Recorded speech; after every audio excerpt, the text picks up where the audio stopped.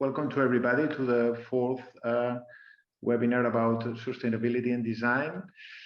I would like to introduce today to Javier Quiñones, which is the CEO and CSO of IKEA in USA. Javier was born in Badalona, close to Barcelona. He was starting his career in IKEA for more than 20 years. Back in a Christmas campaign, I think, Javier, just for taking the money for a driving license.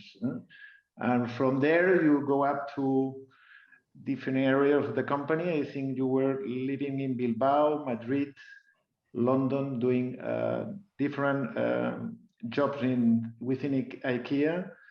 And finally, you have been starting in March 2019 as CEO of IKEA, most biggest market in the world, which is USA. Thanks for accepting our invitation in that webinar. I would like just to have a very short introduction regarding IKEA itself. I think everybody of us, we know IKEA because we bought a few times there, but as a business model, which I think is design, low cost, and sustainability, everything is very attached with a company, which I think it was founded more than 60 years. And the sustainability and low cost, maybe I don't know it was because of sustainability, but it was because the owner, they think that the transportation of air was very costly, and maybe the people will have some cost saving if they do it themselves at home. This is the DNA of the company, but I think that today, Javier, is time for you to explain what's going on in this long journey right now. And now the floor is yours. Thank you so much. Thank you very much, Koke. Really appreciate the introduction. Yes, I like to start actually when I started, because I think this says a lot of the IKEA values, right? And why we are who we are. And as you say, this is not a new agenda. And yeah, I still remember day one when I went to this shopping center in Badalona. I was trying to find a place to work, right? And get some pocket money while I was studying. Never intended to stay here. But I think when you try IKEA, it's difficult to not fall in love, right, with the brand, and I'm not exception. So I even changed my studies, so adapt a little bit to IKEA because I really like the company, and I think it's important to go back to the origins, as you say, because you know, sustainability I think has really evolved. Especially during the last decade, probably and hopefully it's going to evolve even more during the next decade. And that's how we like to refer to it, right? This is the decade of action and putting really action into the plans and papers and ideas, right? And really time to look at not our neighbors and see and put the responsibility of action to somebody else, but really to us as individuals, even I would say, but also in my case as a business leader of a big organization in a big market. So it's part of the responsibility. But going back to that moment, because you know, it was I started in 1977 is when I was born. 1997, 20 years after, in IKEA, and I remember as a part-time co-worker, I was called to one of these, they call it mandatory trainings, right? And it was called sustainability. And for the ones that have been around for a while, 1997 is not that it was super high in the agenda of any government and even less of any company, I would say. But I went there, and I was mainly that's what triggered actually my interest in sustainability in a much bigger aspect. No, I remember that training was really about recycling, was really about consumption of water. So mainly everything connected with home, because at the end of the day, this is what IKEA does, right? It's really furnishing homes and making them beautiful and affordable for many more, right? But that was my first contact with sustainability. So more than 20 years ago, and more into the recycling and consumption at home point of view. It has evolved a lot, but this is also to say that sustainability has been in the agenda of IKEA for a very long time. And as you say, from the very beginning, and just for curiosity, because the flat pack is something that really talks about IKEA, and it's quite peculiar, right, from our business model. But the flat pack was born by coincidence, and it was born because our founder, Imbar Kamprad, was sitting in the parking lot with lots of cars, lots of people, and saw a customer that couldn't put one of these little tables into the trunk of the car. And then they came with that idea. And it was since then an obsession, actually, how we can make sure that things can be transported in a much more efficient way, how we can really make sure that first the customers could do it on their own. So we do a big part of the business, but by having and asking the customer to do a little bit on their side, we together can save money and resources, right? So that's how this started. And then, of course, I think going back to these origins, it's very nice to go in one of our trucks when they come or when they go, but it's almost like a Tetris exercise to make sure that we don't have any single space in the truck. And this has been since always. That's my memories, working on the sales floor part-time, in the self-serve, going and taking things from the truck, from the warehouse. The trucks were full, and that was always with this intention. First, to not transport air, as we call it, for two main reasons. And one was, of course, efficiencies, right? That's one box more in one truck is one less box in another one. And that was extremely clear. But the other one was also, let's put as less trucks as possible, acknowledging and knowing that we are gonna transport many products across the globe, right? So we started to play this role here probably 60s, 70s. So it's a long time ago when all this started. And then I think another important moment is on the 70s when our vision of creating a better life for the many people was created. And I think that's a super important moment in the IKEA history, because for us, it's not about only doing business, but also doing a good business, right? And not what we do, but also how we do it. And I think this is super important to share and probably for hopefully to inspire other companies, right? Because how sustainability starts is probably as a side part of your business, no? And probably a good place to start is to have your sustainability manager that looks at your operations and how you can make things a bit more efficient. That's a super good first step, but it's not enough. And it is extremely important that sustainability goes into the heart and it goes into the DNA of the company when we do things. Why I'm saying this is because at a certain point, there are many things in sustainability that will have a super good return on investment, but there will be other decisions that you need to take because it's just the right thing to do. And that's when you will need really to have sustainability into the DNA of your company. Otherwise, the decision can go on a different way. That's why I say probably it's a good way to start having sustainability on the side of your business, but it's not it, right? It's only the beginning, because then it will need to be integrated into the management decisions. That's also why I am the CEO, but also the CSO. And that's done with a big intent, right? And it's that all the decisions we take in the management are filtered as well through the sustainability lenses, because it is, again, so important. And then another important point, I would say, it's of course this evolution of sustainability, right? At the beginning, really focus on your operations.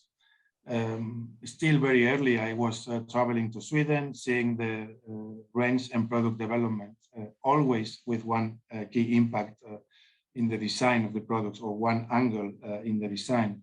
And we call it the 5 dimensions of the product design: price, the function, design itself, and one of them is sustainability. So years and years ago, we already started the design of our products with the sustainability component. And this has been a long journey, so nothing we are starting right now. And I think that's important to mention as well, because it can be overwhelming to start a process like this, but I think it's extremely, extremely important that every single business takes responsibility in putting the sustainability agenda in focus, because we are not, we need to take responsibility on what we do, right? And that's for me extremely important. Then the evolution of sustainability is extremely high, and I am so happy as well to see that many more companies have very strong agendas, many more governments, and this is a good timing as well to discuss this 1 week before of COP26, where hopefully many leaders, many organizations will align in what the future looks like, and hopefully we'll have a bit more ambitious goals going forward.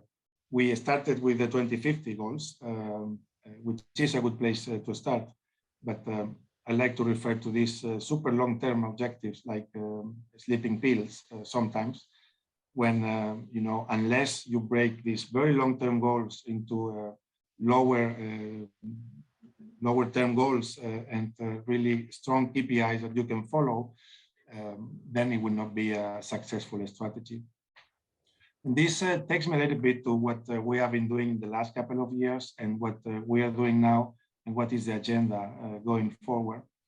We have what we call our people and planet strategy, and here is an invitation, I think, for everyone, because what we also do is to make sure that whatever we believe is good, we make it absolutely public to everyone. So if you go to the IKEA.com today, you will be able to see the people and planet strategy. It's a strategy that have set a goal for 2030, where we are going to be climate positive, and we are going to be 100% circular business. And then it breaks in many different aspects. And I will bit a little bit on all of this and see how we work. But before I get into the strategic document, right, I think let me just anchor one more time. It's okay to have a strategic document. It's important to have it. It's important to have a long-term ambition with mid-terms and short-term objectives that will secure that you are where you have to be and where you want to be. But unless this is part of who you are, unless this is part of your DNA, the success will be quite limited. We like to say in IKEA, culture, it's a strategy for breakfast, right? And culture will be much more powerful than any document that you can put in place. So let me come to this strategy, and it's based in 3 pillars mainly. It's environmental, it's the social, and it's the economic, right? We strongly believe that growth is not attached to a higher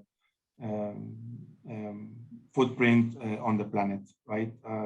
Or at least a negative one. We have demonstrated, I think, last year we had IKEA Group 6.5% growth and a reduction of our climate footprint of 4.5%. So we have demonstrated that we can make that happen, right?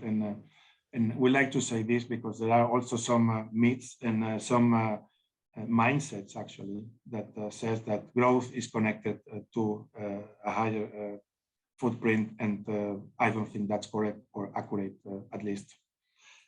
And then the social part for us is extremely important. I myself leading the US market, where equality, diversity, and inclusion, it's a strongly and extremely important part, especially because many of or some communities are affected by the climate change in a very, very different way. So not everyone is affected, of course, in the same way. So that's why you cannot separate, and that's why we like to call it people and planet positive strategy.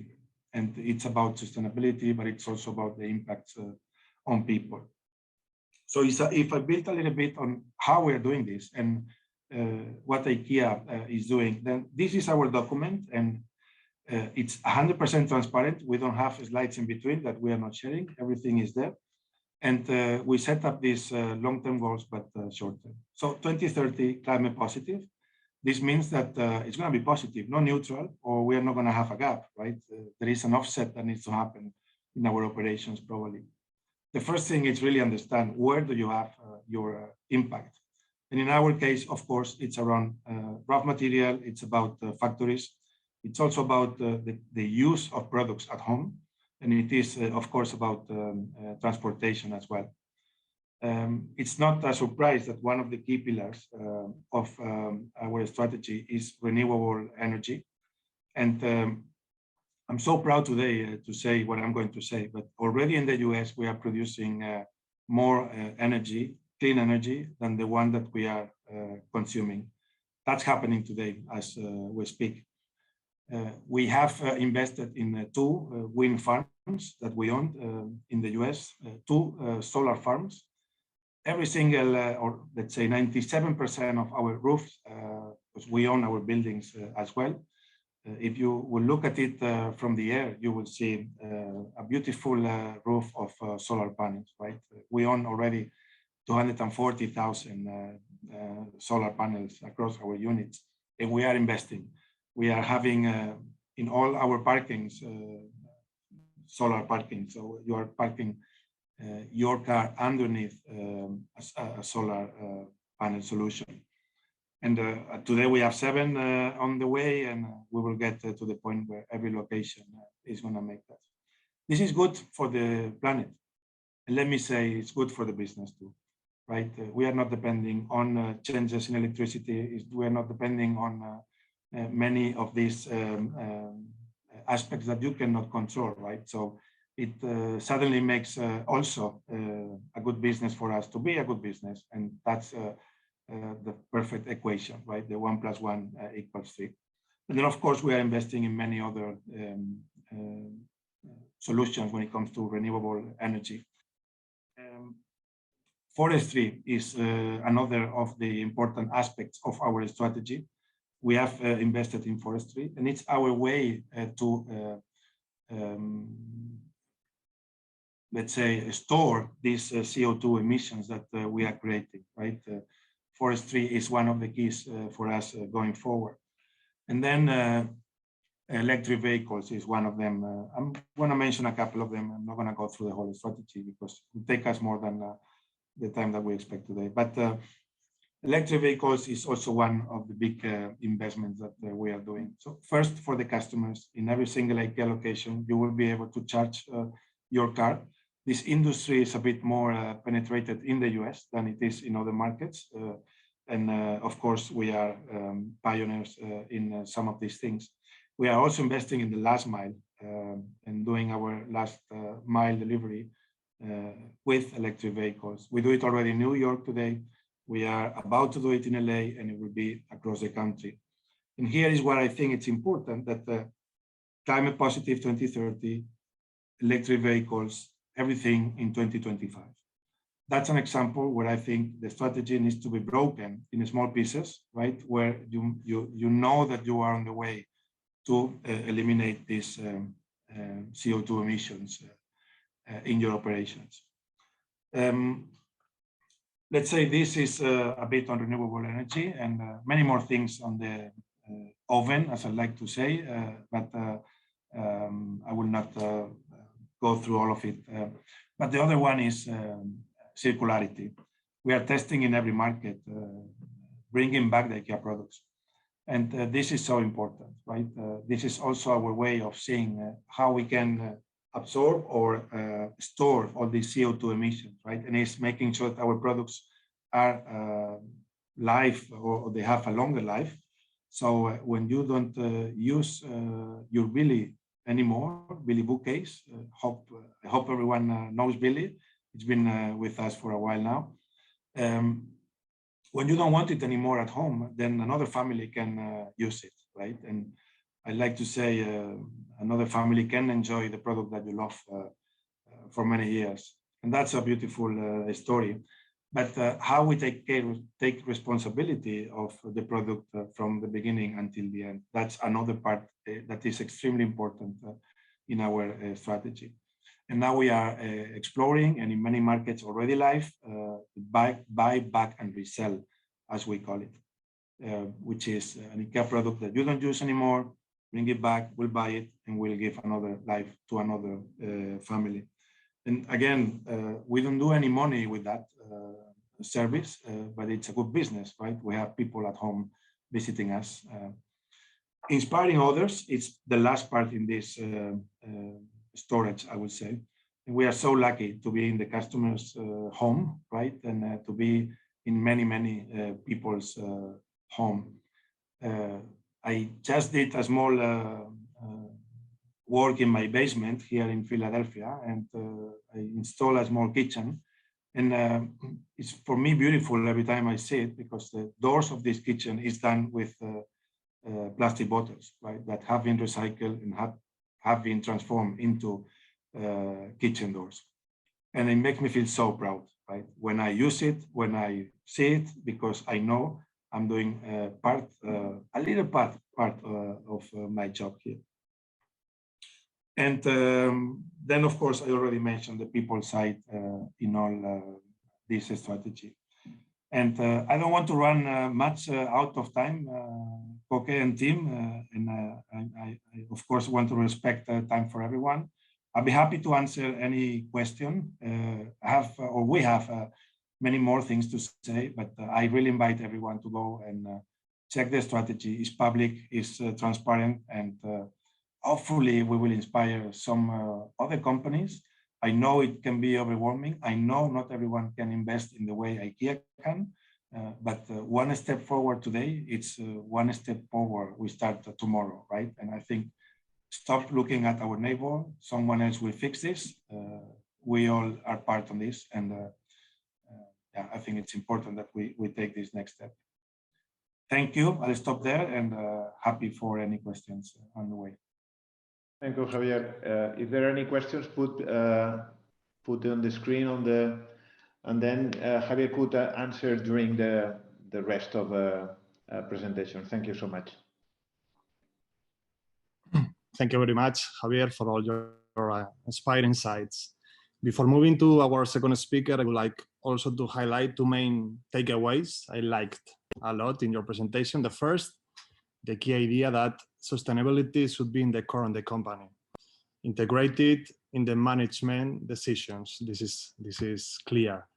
And also your encouraging message for everyone in companies, but also in society, that it's not too late. I think is very interesting to be committed and to fight with this sustainable and also this circular mindset. Now, we are going to introduce also to our second speaker, Latisha Boucher. She is Regional Sustainability Manager at Interface in South Europe.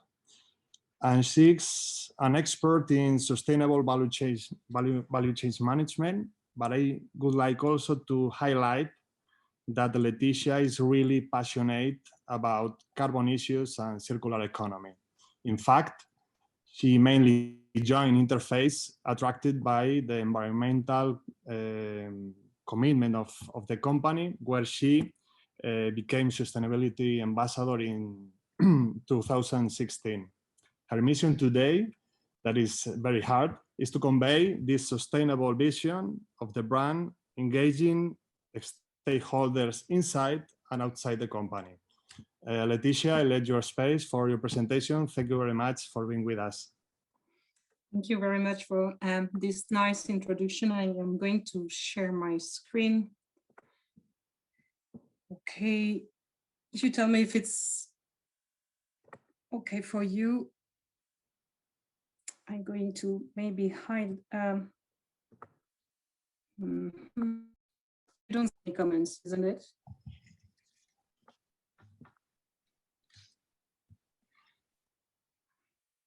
Okay, I think it's best like that.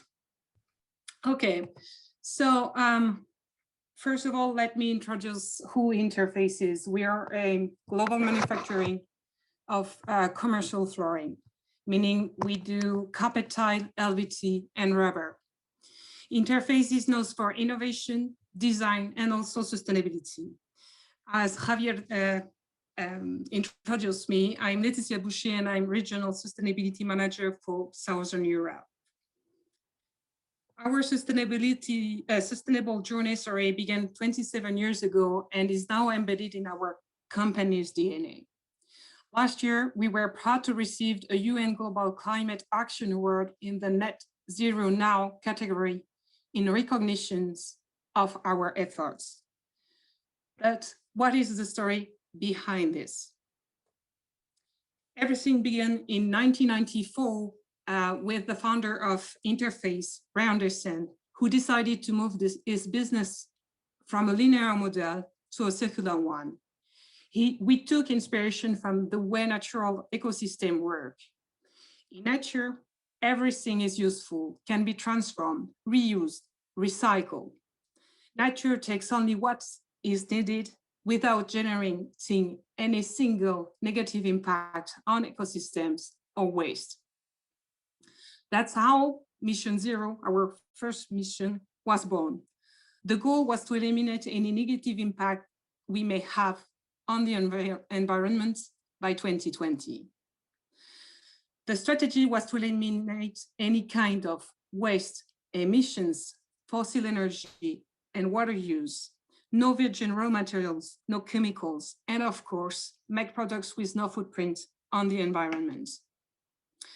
Along with Ray Anderson's powerful vision, charisma, and leadership, we needed to engage all stakeholders in our value chain to be successful, from shareholders to suppliers, employees to customers.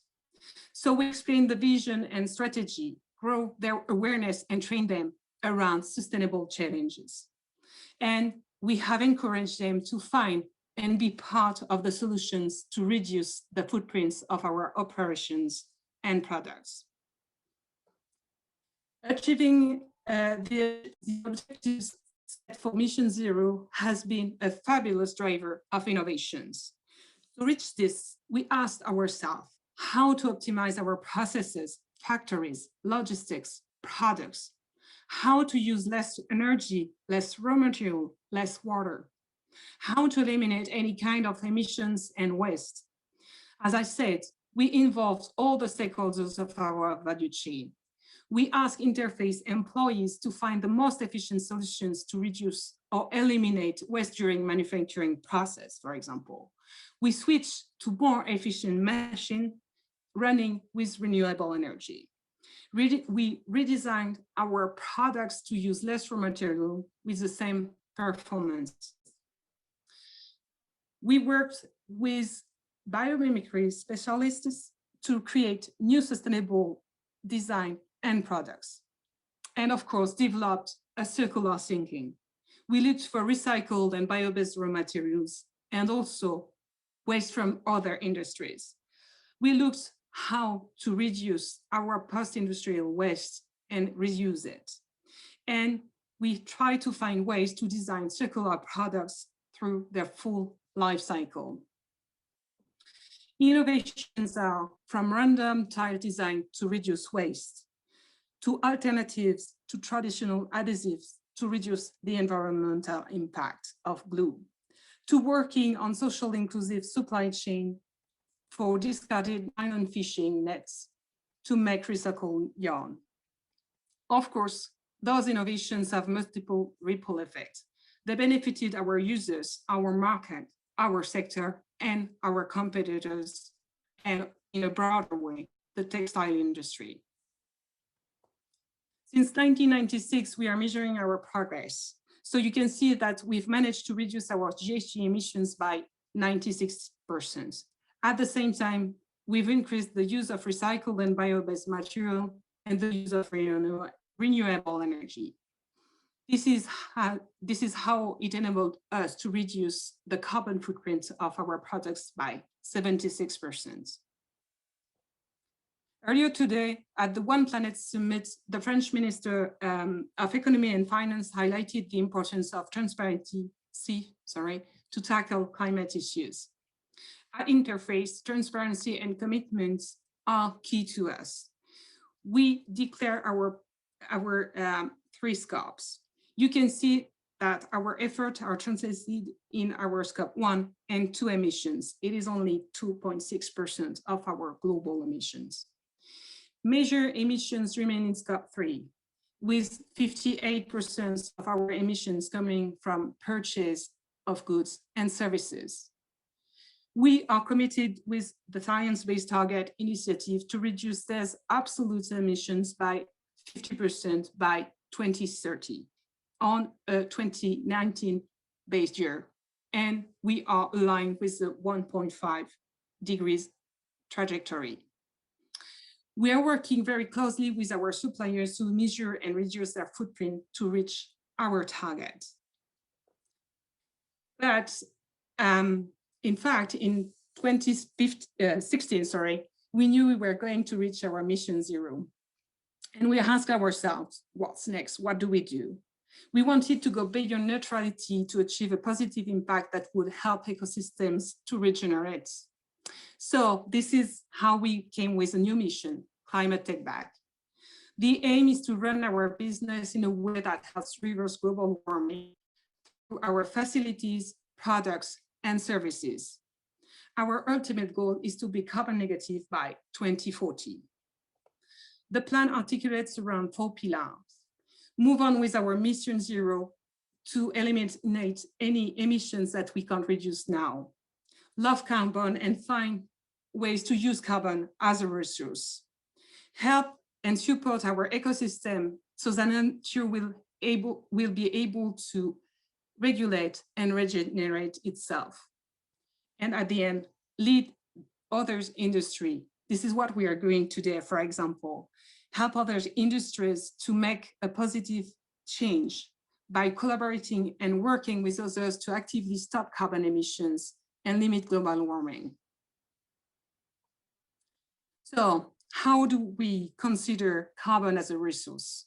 Once again, it is an innovation story inspired by nature. We wanted to be able to produce it at scale. We've managed to change the recipe of our products backing that were using bitumen and very hard to recycle at the end of life. Our carpet tiles new backing, Sequest Bio, is carbon negative. It contains bio-based and recycled materials, and is now available on our entire carpet tile portfolio as a standard. This is a first step, and it drove us to a new one. We wanted to push the technology further to see if making a carbon negative product was possible, and we succeeded. We've managed to create and launch our first carbon negative cradle-to-gate carpet tiles. They come on a slightly different backing that stores more carbon than ever before and allows us to effectively offset all other positive inputs that makes us up the product. It is a combination of high level of sequestered carbon, a lighter and thinner yarn, and new processes that use less raw material. If we have a look at our products LCA with our previous bitumen backing, it means that we are capable to eliminate 57% of the CO2 footprints over the full life cycle of our products, without using, of course, any carbon certified or verified offsets. Meaning that by ripple effect, we are going to help the users who choose these products to reduce their scope 3 emissions. So I think I really like this graph because I think it really illustrates what we've done and what we've achieved since 1919.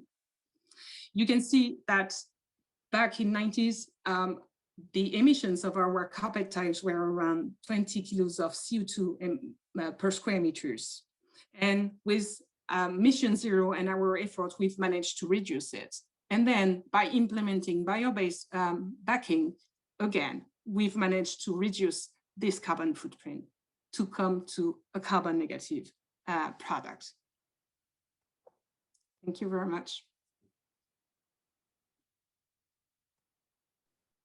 Thank you, Laetitia. It was amazing listening to your strategy about how to minimize the carbon footprint on the whole business, from design to product and also to operations. We move now to our next speaker, Lucas Carné. Lucas, thank you very much for being with us. The audience probably knows Lucas as one of the founders of Privalia, the fashion marketplace that was acquired by Vente Privée in 2016. He's a serial entrepreneur, and I think he's also passionate about long endurance cycling races, where I guess he has learned a lot about perseverance and resilience, some of the key skills for entrepreneurship. Now he's again in a new venture as one of the leaders of the transformational sustainable construction company 011H, where they are trying to start the change in the construction sector, responsible for more than the 30% of gas emissions. Lucas, please, as you want, it's your time. Javier, thank you very much for the introduction. I changed my mind about showing some slides, so I'm going to share my screen. Let's see if that works. Okay. So yes, 1.5 years ago, I started with 5 co-founders who I knew pretty well from my past experience in e-commerce, a construction company for building development. We are creating how we think construction companies will be in 30 years from now, and why we were appealed by that idea. Here's the answer. We are talking about probably the only industry where digital-driven innovation has not yet disrupted the space. And we are talking about a huge industry. And we are talking also, and that was a big surprise for me 2 years ago, about an industry which is responsible for a large percentage of the CO2 emissions. So it's huge. It's very polluting in terms of global warming gas emissions. And also together with healthcare and education is probably the responsible for most of the inflation that we suffer as families, because its productive model is based on scarce labor and with a value chain which is completely fragmented. So with that idea, we started 011H with the ambition to tackle 2 big challenges: how to mitigate the impact of climate change from building construction, and also a very important one, how to mitigate shortage of affordable housing. And this is basically related with working around 3 axes. One is building net zero. The other one is having capacity to build at a scale, which is not the case right now. There are many developers in Spain that have the land, the financing, and the customers to deliver 3,000 apartments or units next year. But their main constraint, their main bottleneck is the production capacity to build those units. But obviously at competitive economics. I mean, people can pay a limited amount of money for living. They are already above their limits, so we cannot do that at a higher cost. No? And this is exactly where 011H has an impact in closing that gap. If we take conventional construction, now it has a cost. It's already expensive. But if we want to build net zero and use better materials, right now, this is at a cost premium, what we call a green premium. For example, in our case, we are trying to substitute cement-based materials with mass timber. Okay, and building in mass timber right now may have a cost premium between 10 and 15%, for example, in the same building. But there's also a scalability premium. For example, we are manufacturing all our bathrooms in a factory, so we can have them with standard quality and just in time on site when we need to assemble them. But that has a cost. In Barcelona, right now, building a bathroom can cost 2,500 euros per bath.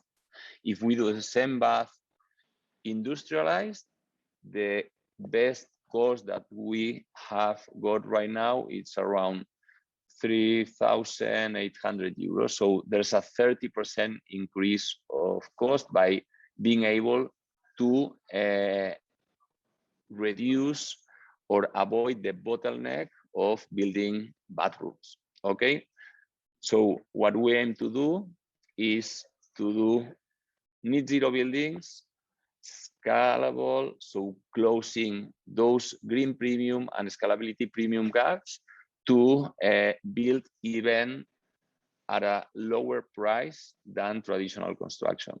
Okay, and this is our brand promise, completely aligned with that, being able to be 100% reliable on timescales, on budgets, also on quality, and 100% scalable to cope with the demand of the developers, reduce construction times by 50%, be carbon neutral in the building life cycle, and also do that at the best possible price in the market.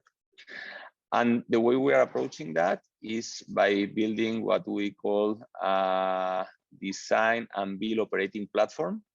This is basically a platform based on 3 elements. The first element is what we call the component-based building system, which basically is like design a real Lego, where we try to standardize through this Lego all the process end-to-end of construction. So being able to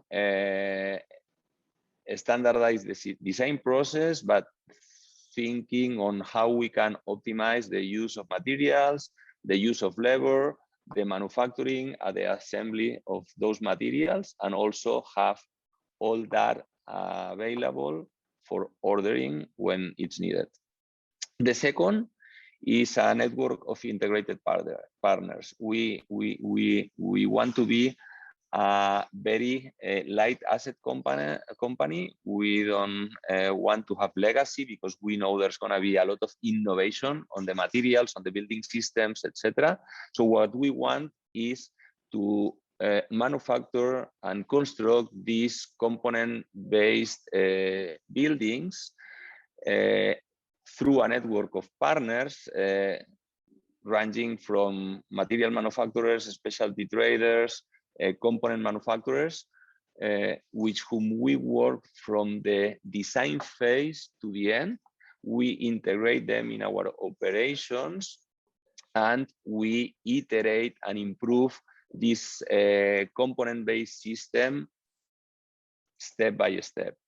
And the third one, which is our core capacity, and probably which makes us very, very different from any other construction company, is the digital platform. So we are building all that digitally to have real-time data for everybody along all the process, to be able to orchestrate that, to use software to automate as much tasks as possible.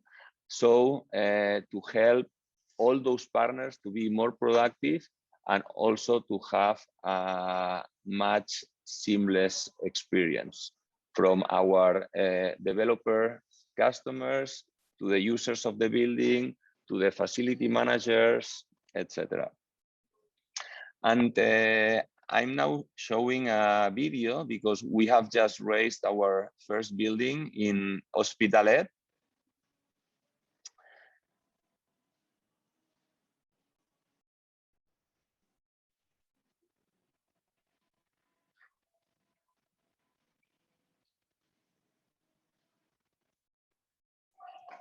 So this is a project that we raised 1 month ago. It's a 3-story, 8-dwelling building. It's our MVP, our minimum viable product. We are doing it for Renta Corporación.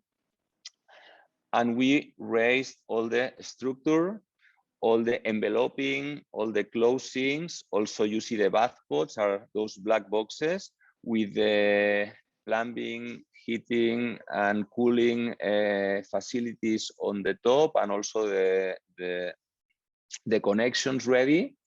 And this is a process that took us 22 days exactly. There were 14 trucks with all the components, 1 truck per day, 1 story per week. Even having 4 or 5 days of rain, we didn't have any single delay, any single conflict, any single problem of quality. So that's something that in traditional construction could take 5 months, 6 months. So we built the whole building in 7.5 months compared to probably 12 months that should cost in traditional construction. Okay, but I mean, we have done nothing still on the below ground, so that was 3 months, exactly as traditional. We are now finishing the building with all the external finishes, internal finishes, the kitchens, the connections, the lighting, the electrical, dashboards, etc. So that's gonna be like traditional, but this raising of the whole structure and the whole closing and the batch, etc., it took 5.5 months less than what it would take in traditional. And this is the result in terms of carbon footprint. We did like an A/B testing. So we did an executive project for O11H with our component-based system. And we did a full executive project on traditional. We also did not only a virtual design, but a virtual construction process. And we engaged 3 construction companies to plan and put a cost on the project. And we did the same with the carbon footprint for all the stages of the CO2 full life cycle analysis.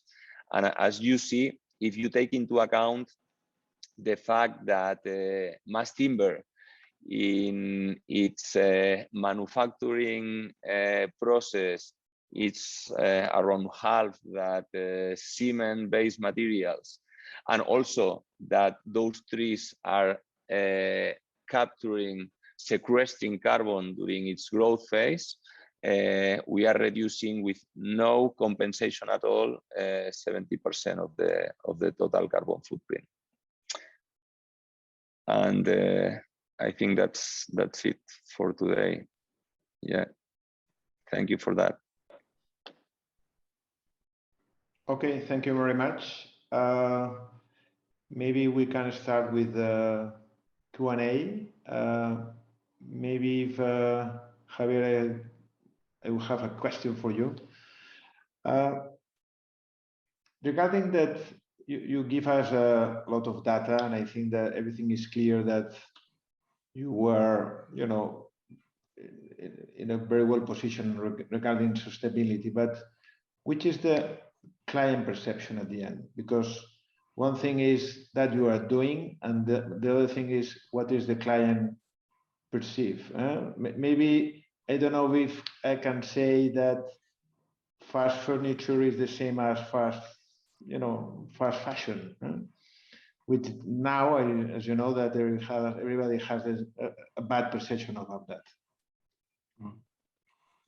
Yes, well, first of all, I think we have been super shy for many years, sharing what we do and how we do it. And as I said, we started many years ago with the sustainability agenda, and it's probably only now, or maybe 3 years ago, when we really decided we have been doing a lot, and we have to be super proud of what we have been doing. And it's so important that now we share it. And we share it with the intent of inspire others, right?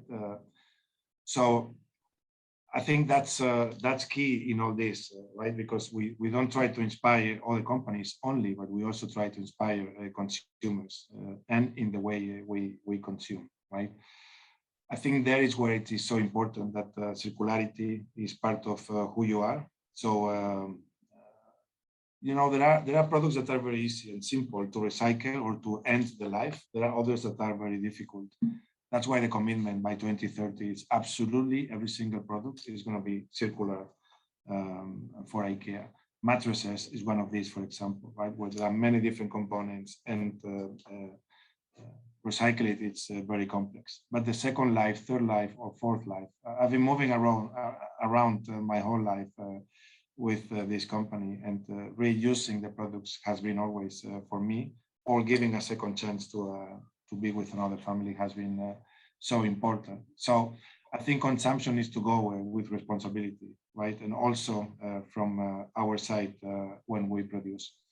Again, I'm so proud when I'm sitting in my basement watching a movie, and I go to the kitchen, I open that door because I feel so proud that that door was one day plastic bottles, right?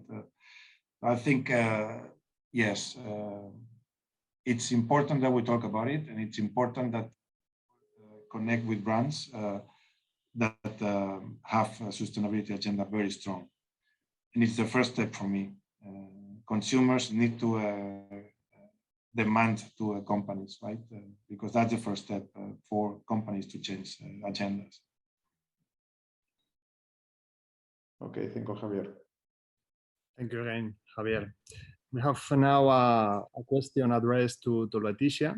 I think it's easy to you to answer, because it's about your daily work, and it is about how do you engage all the people from your company, or even stakeholders outside the organization, to share these values of sustainability?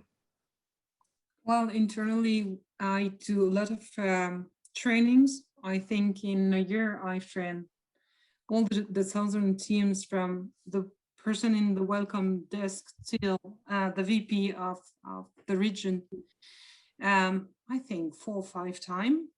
And it's just that with those new carbon negative products, it's hard for everyone to understand how we manage to reach the negativity. So we really need to explain everything about what is carbon, how carbon works, the carbon cycle, and so on, and what is sequestration of carbon. And so this is why we are training a lot our employees. It's always been like that, and we're going to move on again. And externally, I animate a lot of webinars around how to design with climate and carbon in mind. This is the title. And once again, we really explain what are the climate issues, what is carbon, and where we are and what we are doing, and what are the innovations that are emerging in the market. So this is, well, I give a lot of talk. I think I have 1 or 2 per week. So hopefully we are going to manage to engage more and more people to fight against global warming. Thank you again, Laetitia. Now we have a question addressed to Lucas. I think it's very interesting also. For you, which are the main challenges or barriers you are finding to face the construction market? Yeah, I think there's one, which is how conservative the developers are. I mean, they don't like innovation at all. They don't like to try new things. And they are not so customer focused, and I mean, their decision criteria is mainly based on cost per square meter. And I think until either capital or regulation forces them to move to a more sustainable model, they will not do that unless they see that new companies can make it happen, and can make it happen in a way that has other additional benefits for them, which is what we are trying to do. So we have brought all residential developers in Spain to see the Hospitalet building, and that was a wow effect. And this has really changed this perception. And we are happy now to say that probably for 2022, we have committed like 150 units of new buildings for the start of works, and probably another 200 already for 2023. No? So I think that will change, but it's not going to be so much because they jump on it and they bet. It's going to be because companies like O11H will have to heavily invest and risk and demonstrate that that's feasible. And I think internally, one big challenge is to cover those gaps that I show, especially as cost is the main decision driver to close the green premium gap of building with low embodied carbon materials. And we are doing big progress there, but we need a lot of investment combining architecture, engineering, and technology, and trying to make a process which is as repeatable, as seamless as possible, minimizing cost, minimizing waste, etc. No? And this is going to be expensive, and this is going to be a long ride. Thank you again, Lucas. When I listen to you, it seems like it's easy, but no, it's not. Let me add one more, which is I thought that, I mean, we're not investing in factories and fixed assets. We are not going to manufacture CLT or bathpots or air conditionings. So embracing all that industry to accompany us on that trip and build scalability together with them, while they have to do also the bet and the investment. This is probably the challenge we'll have to scale the business once we have proved the concept. Thank you, Lucas. This is just I wanted to add something. I think it's, I agree with Lucas. It's very hard to switch mindset from economical value to sustainable value. And this is our job, in fact, to explain and show innovations. Thank you, Laetitia. This is a shame because we will continue talking with you because it's so interesting, but we have no more time. And we are just going to introduce Meritxell Font to provide us her artistic vision of today's session. Meritxell, it is your time. Thank you. I wanted to share my screen. Okay. Well, in this case, I was thinking, because everyone was talking about systems, their own systems, then I imagined that the world was a chaos of systems. then I was thinking to consider that we could create a new concept, a chaotic circular system, which could fit with every one of these systems that compose the whole. Then the question could be if this, how could be this kind of design defined, and if this design could be more sustainable. And this is my interpretation. Thank you. Thank you, Marichel, for your visual interpretation. It was very interesting. Now it is closing time for today's session. I would like to render thanks to our speaker today, Javier, Latisha, and Lucas. It has been really a pleasure having you here, sharing your vision and thoughts. And also thank you to our audience. And I just want to remind that next Thursday, we will have the last webinar from this cycle. We will have another next year. And the key topic will be the importance of collaboration between companies and how organizations must be pushed to think collectively beyond their business to redefine unsustainable market practices. To discuss about, we will have again 3 speakers: Hugh Robbie Jensen, business developer at Colombo Symbiosis; Rafael de Balanzó, founder of Urban Resilience Thinking Design Studio and professor also at ENA; and Maria Buigas, urbanist and founder of Urban Facts. See you next Thursday at 7 o'clock, another time, and thank you again. Good night. Thank you very much to everybody. Thank you. Thank you. Thank you. Thank you.